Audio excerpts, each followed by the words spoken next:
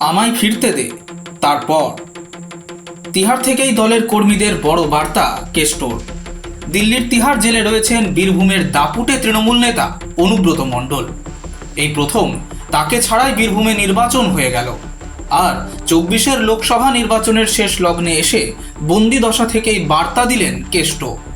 তার অনুপস্থিতিতে জেলার দলীয় সংগঠনে অনেক ফাঁক ফোকর তৈরি হয়েছে, তা জানতে পেরেই অনুগামীদের উদ্দেশ্যে কেষ্টর বার্তা, আমায় ফিরতে দে, তারপর যা বলার বলবো। বহুদূরে তিহার জেলে বন্দি থাকলেও দুর্দণ্ড প্রতাপ তৃণমূল নেতা অনুব্রত মণ্ডলের আত্মবিশ্বাস কমেনি এতটুকুও।